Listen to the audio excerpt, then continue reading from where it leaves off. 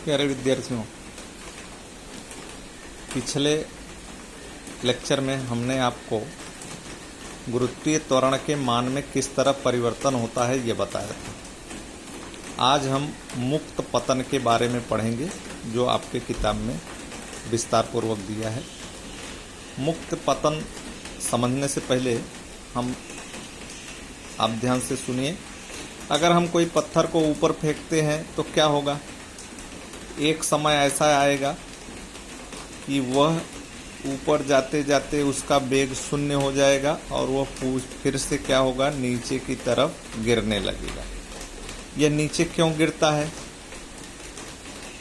आपको पता होगा नीचे क्यों गिरता है। क्योंकि पृथ्वी उसको एक गुरुत्वीय बल के कारण खींचती है, जिसके कारण वह नीचे गिरता है। तो यदि कोई पिंड केवल गुरुत्वीय बल के प्रभाव के कारण गतिमान हो तो उस गति को मुक्त पतन कहते हैं। जैसे हमने पत्थर को उठा लिया और हाथ से जैसे ही छोड़ेंगे तो वो नीचे की तरफ गति करेगा। किसके प्रभाव के कारण गति करेगा? वह गुरुत्वीय बल के प्रभाव के कारण गति करेगा। इसलिए जो हमारे द्वारा छोड़ा गया पत्थर है वह मुक्त पतन से गति करेगा। मुक्त पतन की थोड़ी विशेषताएं जरा देखिए। मुक्त पतन का प्रारंभिक वेग शून्य होता है। जैसे हमने पत्थर को उठाया और जैसे ही हम छोड़ेंगे शुरू में उसका जो प्रारंभिक वेग होगा वो क्या होगा? शून्य होगा। जैसे दूसरा, समयानुसार गुरुत्वीय बल के प्रभाव के कारण वेग बढ़ता जाता है। शुरू में हमने पत्थर उठा के छोड़ा तो उसका प्रारंभिक वेग शून्य होगा, लेकिन जैसे जैसे वो नीचे जाएगा गुरुत्वीय बल हमेशा लगता है, इसलिए उसका वेग धीरे धीरे बढ़ता जाता है। पृथ्वी पर मुक्त पतन के समय पृथ्वी की हवा घर्षण बल लगाकर मुक्त पतन का विरोध करती है। जैसे ही हमने छोड़ा, मान लो कोई पिंड को, पत्थर को छोड़ा, तो वो मुक्त पतन पृथ्वी के गुरुत्वाकर्षण बल के प्रभाव में तो हो रहा है, लेकिन जो हवा उसके अगल बगल है वो घर्षण बल लगाकर यह उसको गिरने का विरोध करता है। घर्षण बल यानी घर्षण बल हमेशा ऊर्ध्वगामी, ऊपर की दिशा में लगता है। इसका अर्थ है कि जब भी हम पृथ्वी पर कोई पिंड गिराएंगे तो हवा उसका विरोध करेगी। यहाँ पर दो बल लग रहा है, एक गुरुत्वीय बल नीचे लग रहा है और एक घर्षण बल जो उसको गिरने का विरोध करता है ऊपर की तरफ लगता है।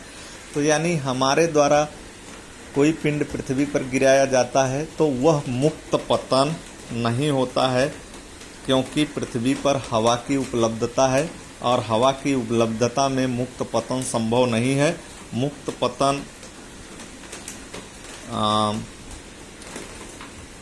यहाँ हवा में मुक्त पतन संभव नहीं है, यह केवल निर्वात में संभव है। मुक्त पतन हम केवल निर्वात में, जहाँ हवा न हो वहाँ पर मुक्त पतन हो सकता है।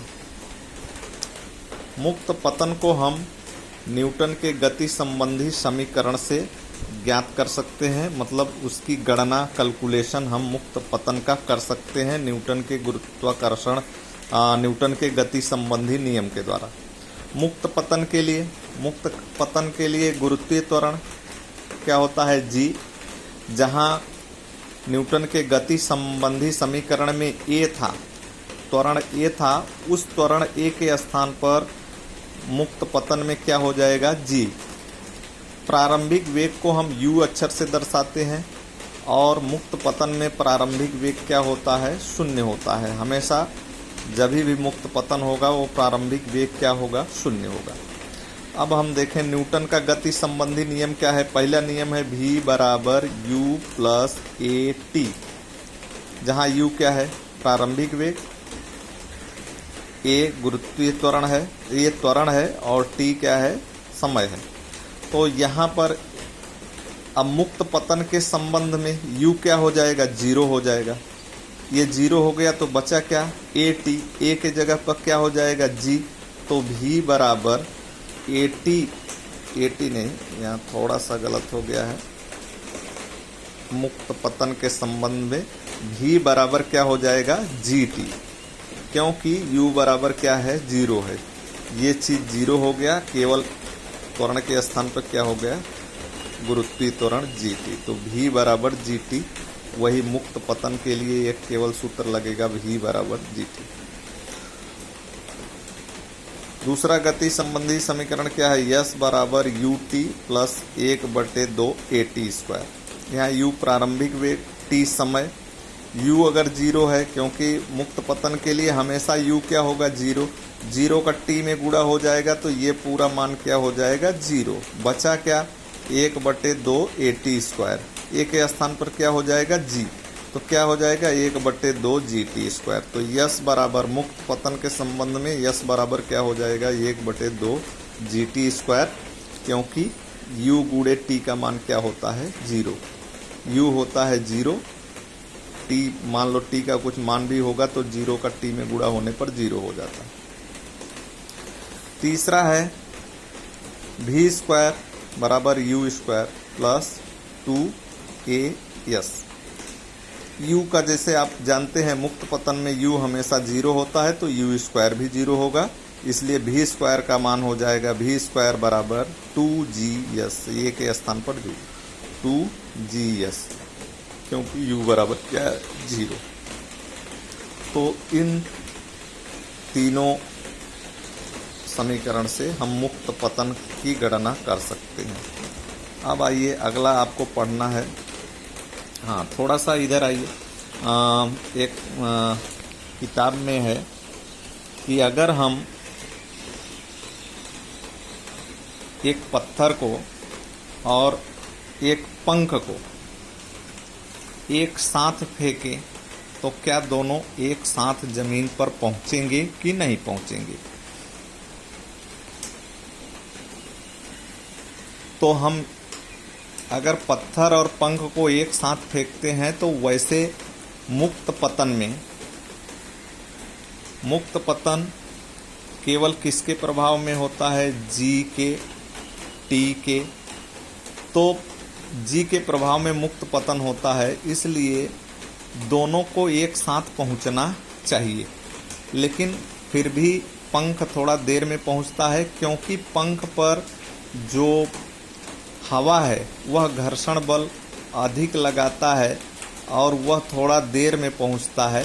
लेकिन अगर दोनों को निर्वात में, जहां पर घर्षण बल न हो और एक ही ऊंचाई से कोई पत्थर और कोई पंख एक साथ छोड़ा जाए तो वो जमीन पर एक ही साथ पहुंचेंगे। आइए गुरुत्वीय स्थितिज ऊर्जा।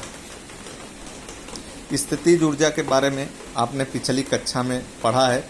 पृथ्वी की सतह पर स्थितिज ऊर्जा 0 होती है।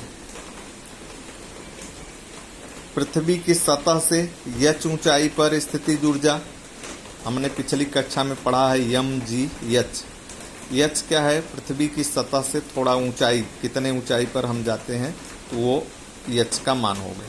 लेकिन यह सूत्र जो है mgh, यह तब लगता है जब पृथ्वी की h जो है, h मतलब ऊंचाई, पृथ्वी की त्रिज्या की तुलना में बहुत ही कम हो।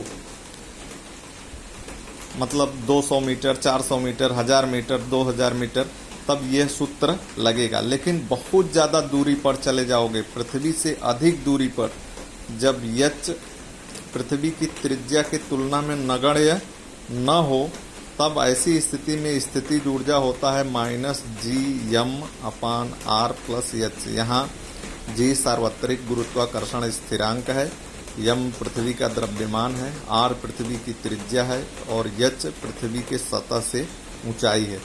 यह बहुत ही ऊंचाई के लिए यह सूत्र लगता है।